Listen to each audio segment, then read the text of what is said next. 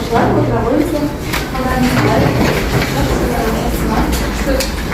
Бүгінгі бізде ең алдымен психологиялық ахуал ретінде сөздегі әдісін пайдаланайық. Яғни қазір қасымыздағы көршілерімізге мысалға бүгінгі сабаққа белгілі бір тәттімен келеді. Мысалға Халима Рамаданға қуаныш, ал Рамадан осы мысалға қуаныш тілейтін болса, қуаныш сен соңғы әріпінен басталатын сөзді кімге Нұрдәулетке айтасың. Түсіндің бе? Түсіндің бе? Осы секілді мысалға. Мысалға біреуміз қуаныш тілеймін десе, келесі шыдан аяқталып тұрма, шаттық, одан кейін күтам бітсе қызықты деген секілді. Түсіндің ғой? Жақсы. Ал бір-біріңізден орныңызда тұрып, қасыңызға айтайық. Рамадан мен салысы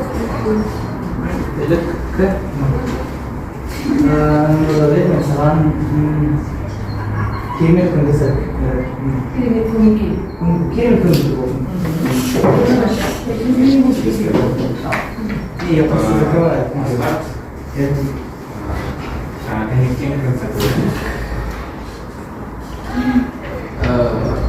мынау шошып күліп ойнап жүреді.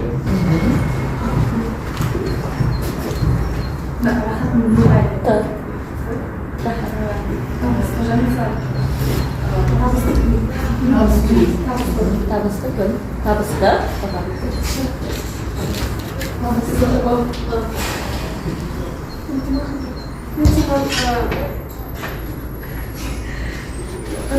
қуаныш тілеймін.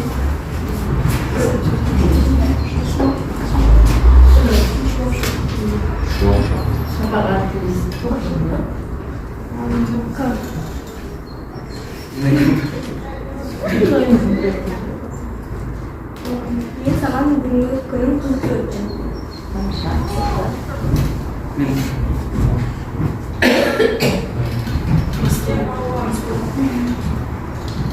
Мен саған бүгінгі күнің айлық күніне ыстық болсын деп тілеймін.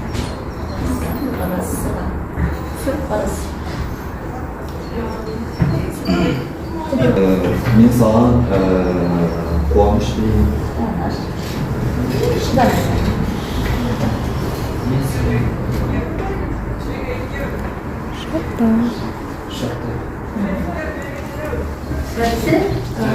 Шаттық кездесем Сабаққа қуаныш тілеймін.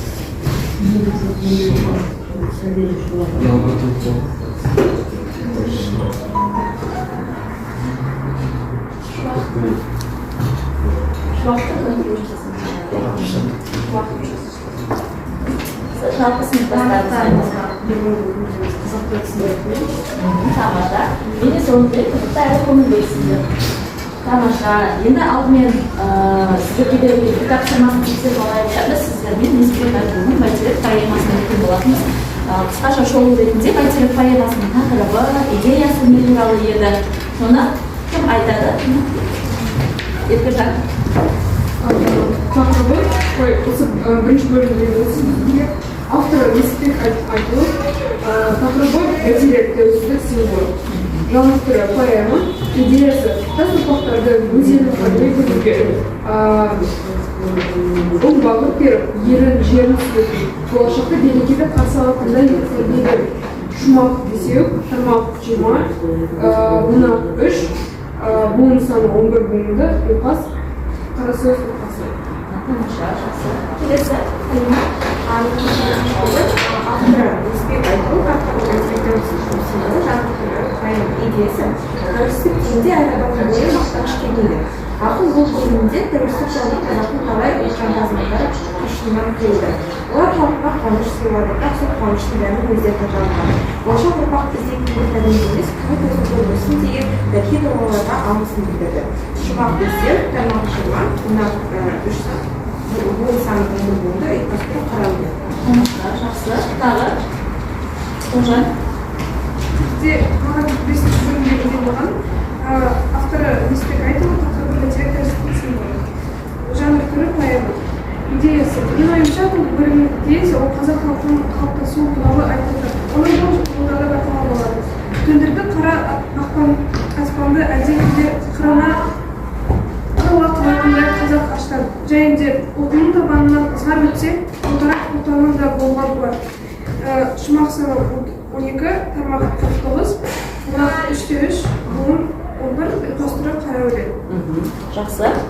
Тағы айтатын бір ма, Камила? Маған үшінші бөлімде ол үшінші бөлімнің идеясы тәуелсіздік идеясы.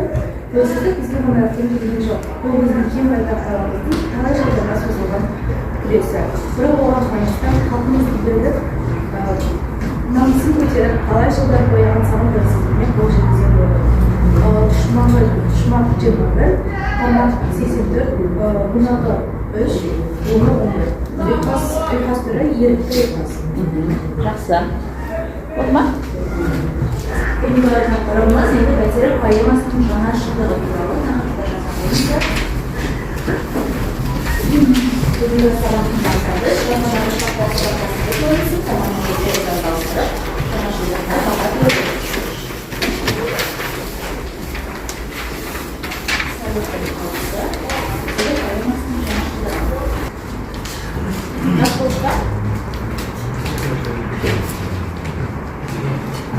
Қазір енді топтық жұмыс ретінде аталған аңысын қолданып бәйтерек поэмасын тағы бір қысқаша шолу шығар, иә. Сіздерде алдарыңызда осы бәйтерек поэмасы туралы жалпы дұрыс ақпараттар берілген. Дұрыс ақпараттардың қасына дұрыс, жалған болса минус белгісін қойып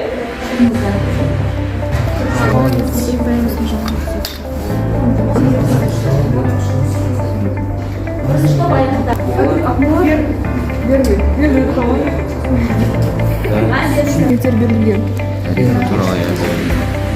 Поэманы жазуға себеп болған қазіргі президент Тоқаев. Что, Назарбаевтың сөзінен против жазған? Слог? Бірінші ақпарат оқи қойыңыздар. Бәйтерек поэмасының эпос бұл жалған ақпарат, себебі Келісесіздер ма? Поэма деп тұр өтіп, Бәйтерек поэмасын. Эпос, лирика, драма. Ал поэмалар негізі осы эпос дегенше жатады. Сондықтан сіздер бірінші ақпаратты ақиқат деп белгілейсіздер. Жақсы ма? Келесі, екінші бәйтерек поэмасы 15 бөлім. Бірінші топ. жалған. Келісесіздер ма? Неше бөлімнен тұрады? 10 бөлімнен. Жақсы. Келесі екі ақпаратта екінші топ оқи қойыңыздар.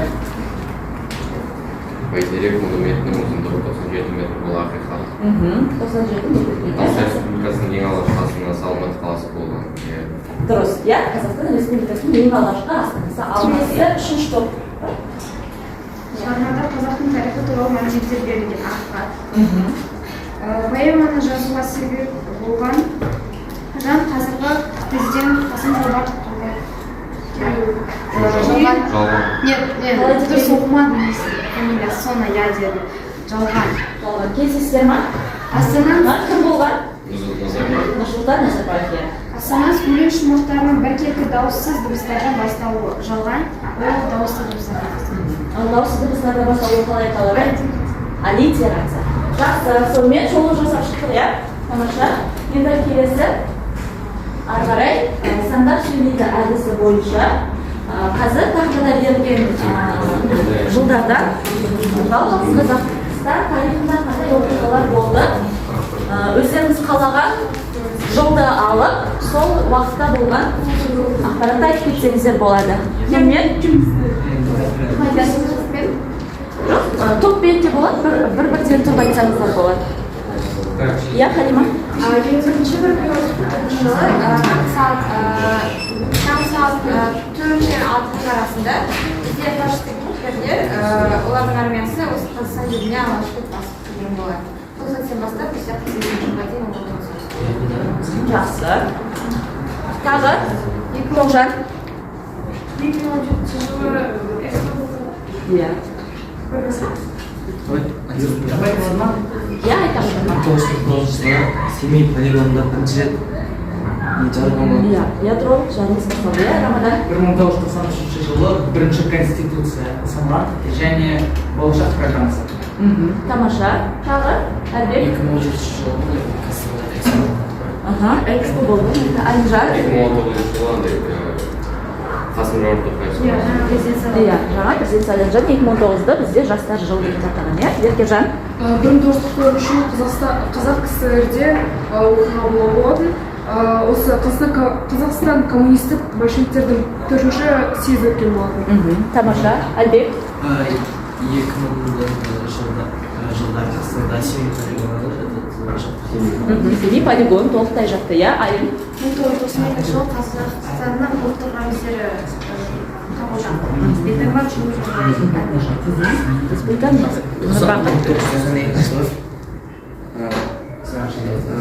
Қазақстан біріккен ұлттар ұйымының несіне кіреді, сосын Қазақстанның өз әскері құрылады. Халима. 1917 жылы ақпан төңкерісінен кейін бізде алғаш рет алаш партиясы. Иә, алаш партиясы құрылды, иә? Болды па? Әлбек айтасыз ба? Жақсы. Енді поэманы оқыған болсаңыздар, қазір кейін әдісі бойынша 3 топ үшін берілген үзінділерді, яғни осы 3 үзіндіде Қазақстанның астаналары туралы сөз етілген болады. Осы кестеге мына 3 үзіндіні бөліп қоясыздар. Мысалға дейін бөлігіне Астана қайсы үзінді сәйкес келеді, қазіргі Астана қайсы үзінді сәйкес келеді және кейін кестесіне бір үзіндіні қоясыздар. Осыға 5 минут уақыт топпен жұмыс жасайсыздар. Яғни 3 берілген үзінді өлең шумақ қойсыз. Екінші өлең шумағым арада елдің асау елдің арқар еткен, төсінде небір барған дархан еткен. Ақмола осы үйдегі кенесары бөлімен бекінісін толтар еткен. Не үшін бұл үзіндіні қойдыңыздар? Себебі мұнда кенесары туралы Ақмола, себебі Астана бөлім Ақмола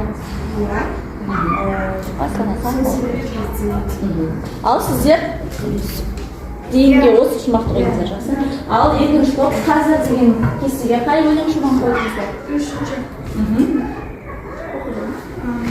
Көңілге сәуле құяр сарай нұры, Астана ел тірегі ел айманы. Кемері шалқып жатқан Қазақстан мұхиттың алаш ұрған көк айдыны. Бұл қазіргі. Себебі бұл жақта Астана туралы шыққан. Ал Астана бұл біздің қазіргі Астанамыз. Дұрыс па жауаптары? Сіздерді де солай ма? Жақсы. Ал үшінші топ? Біріншісін қойдыңыздар, оқи қойыңыздар.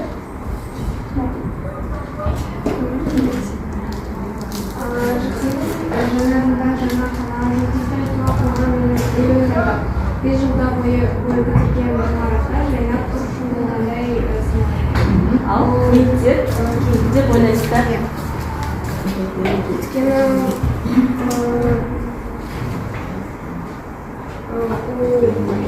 Тағы уақытта кейінде біздің Астана жылдан сайын көркейіп, неше түрлі ғимараттар салынады деп ойлайсыздар, иә? Тамаша, жақсы, өте жақсы білгенсіздер. Енді қазір бізде бірінші топ, жалпы енді жаңа жылдан ары келетін болса, бірінші топ сіздер суреттейсіздер және зерттейсіздер, яғни поэмадағы елбасы бейнесі қалай көрсетілген сол жайында және бәйтеректі ақын не себепті тақырып етіп алған, бұл жердегі мақсаты не және өткен өмірі поэмада қалай көрініс тапқан, яғни қазақ халқының. Осы жөнінде талқылайсыздар. Екінші топ сіздер поэмадағы қазақ халқының өткен тарихы мен қазіргі заманды салыстырып қарастырасыздар және кейіпкер іс-әрекетіне қатысты қандай мағынасы жоқ, қандай мақал-мәтелдер мен нақыл сөздерді білесіздер. Яғни елбасының жаңағы бейнесі көрсетіледі ғой, соған қатысты қандай нақыл сөздер немесе мақал-мәтелді соған мысал ретінде мағынасын ашатындай қоюға болады. Сол жөнінде жұмыс жасайсыздар. Үшінші топ сіздер жалпы осы поэманы негізге ала отырып азаттық, егемендік туралы сөз қозғайсыздар. Рас ма? 10 минут уақыт.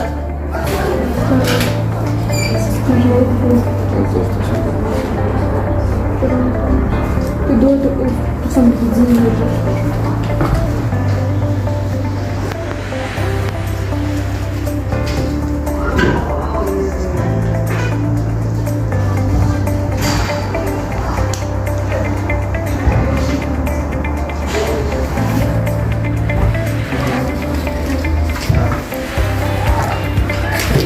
Здесь бойынша кері байланыс билеті арқылы сабақ бойынша кері байланыс жасаңыздар.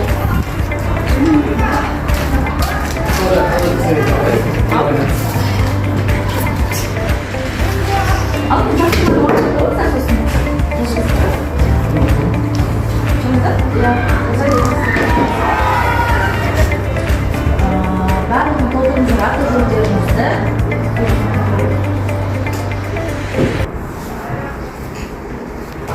Сіздерге байланыстыру және қолдану берілген. Мен осы мысалы таймадағы таймада жазылған ол қазақ баяғы көрген аштығы туралы жазылған, соғыстар туралы, жеңістер туралы жазылған.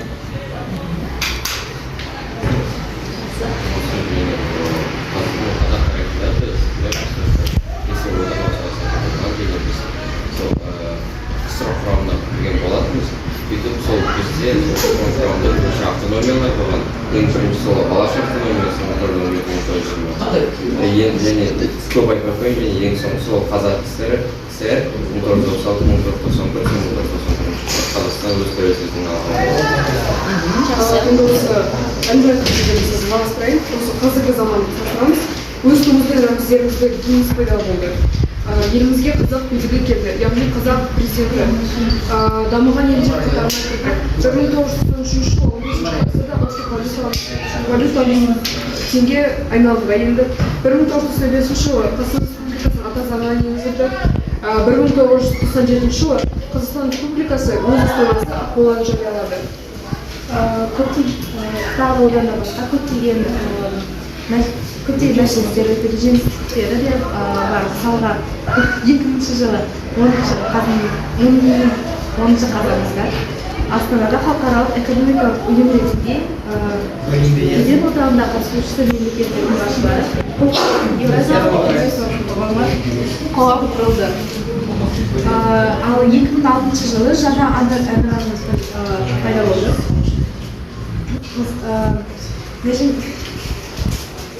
Шәмші Қалдаяқов менің Қазақстаным композициясында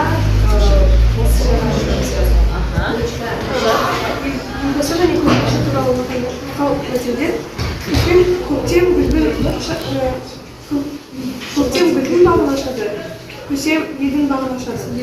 Басқарушы болмаса ел қадірі кетеді. Тілі жеткенше сөйлеген шешен, қолы жеткенше ұстаған көсем. Жаман басшыдан жақсыны сілтеу арқы. Жаман басшыдан жақсыны сілтеу. Яғни бұл жерде сіздер елбасы туралы мақал мәтелдер қолданыңыздар, иә, жақсы. Мен осыған тәуелсіздік және азаттық туралы мақал мәтелдерді жаздым. Ханның да қыранның да рухани өзегі тәуелсіздік өзегінен айырылған еңіреді. Азат елдің аспаны ашық. Және үшінші, егемен елдің еңсесі биік. Жақсы, тамаша, өте жақсы сөз қозғадыңыздар, отыра беріңіздер, жақсы. Келесі осы үзінділерде кейбір жерлерде авторы Назарбаев Астананың ерлігі елбасының жарқырап тұр деп айтылады. Яғни бұл сөздермен авторын айтқысы келгені елбасы Астананы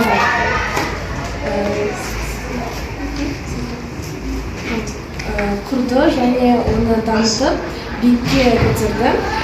Және де оның ерлігі жарқырап биікте тұр. Себебі ол еңбегі. Екіншіден, бір сөзді Ахмет тақырып ретінде алған себебі шығарманың басында түсінде тәуелсіздік падишасы қолына берген қағаз алтынада деген жылдар бар. Осы кісі тура бір жылдан кейін болған Лесбек Айтұлы ол бастаған дербестікке деген ұстанымдағы ой үстінде бәйтерек поэмасын жазды. Ол бәйтеректі жаңа Қазақстанның жаңа Астананың символы ретінде алып мақтаныш сезімін білдірді. Мақсаты не? Бәйтерек елбасының өр тұлғасы әкеліп өз қолымен таңдалған. Егемен Қазақстанда бұл туындыны қазақ әдебиетінің тәуелсіздік жылдарындағы толымды табысы деп бағаланған.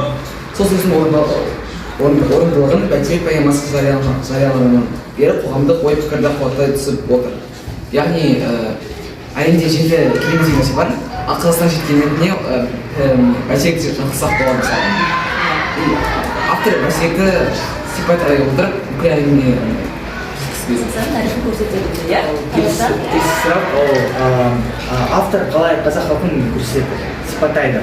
Бұл өлеңде, поэмада ол қазақ халқын жермен, дәстүрмен және өз отанының тарихымен байланысты халық ретінде сипаттайды. Ол қазақтарды ата-бабаларын құрметтейтін, өз жері мен жануарларын жақсы көретін, қонақжайлық пен адалдықты бағалайтын халық ретінде сипаттайды. Сондай-ақ қазақтар өз бостандығы мен тәуелсіздігі үшін күресуге дайын. Рухы мықты және еркін адамдардың халқы екені айтады. Еспек Айтұлдың өлеңінде қазақ халқы көптеген қиындықтар мен сынақтарды өткен, бірақ соған қарамастан олар кез келген сын тегеуріндер мен кедергілерге төте беруге дайын болып бола беретінін атап өтті. Тамаша, рахмет, жауаптарыңыз өте жақсы.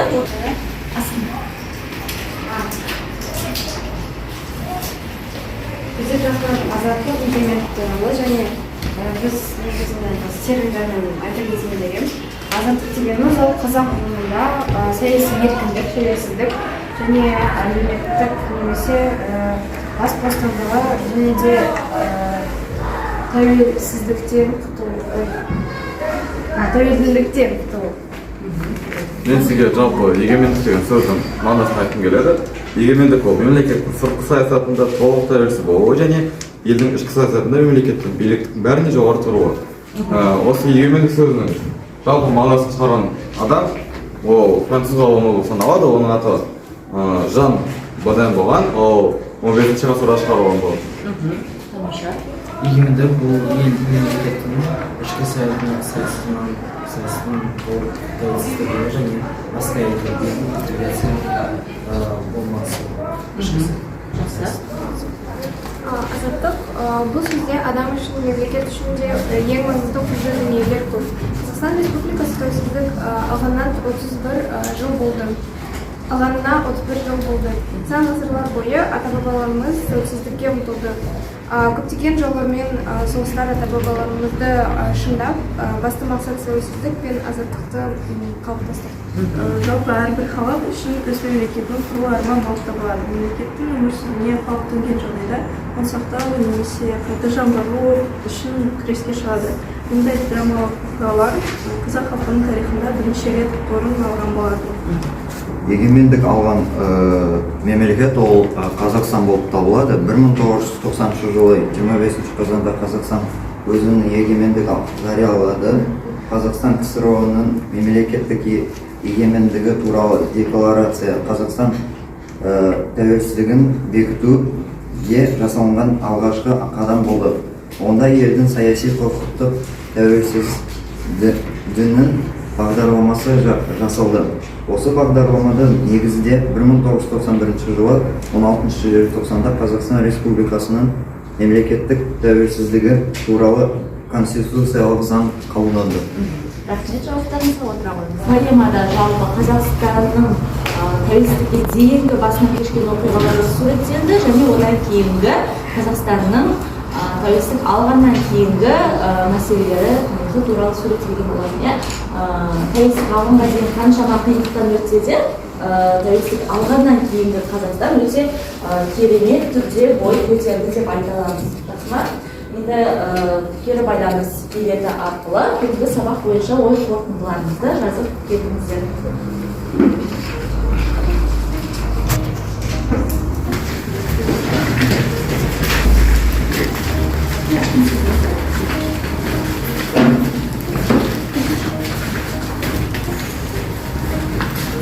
Тапсырмасына Бәйтерек поэмасының басқа шығармалардан ерекшелігі қандай, сол туралы қысқаша ой толғау жазып келіңіздер. Бір өлеңді алып салыстырып жазсаңыздар да болады. Мысалға, мен қазақпын өлеңі бар ғой, немесе Бұдан Мұқағалиевтің өлеңдері бар, Қазақстан туралы жазылған. Сырбай Мәуленовтың өлеңдері бар. Сол өлеңдерді алып, осы Бәйтерек поэмасымен сол өлеңдердің бір-бірінен айырмашылығы неде, ұқсастықтары қандай және поэманың басқа шығармалардан ерекшелігі неде, сол туралы дәптеріңізге қысқаша ой толғау жазып келеміз. Сабаққа жақсы, осымен сабағымыз аяқталды. Сау болыңыздар.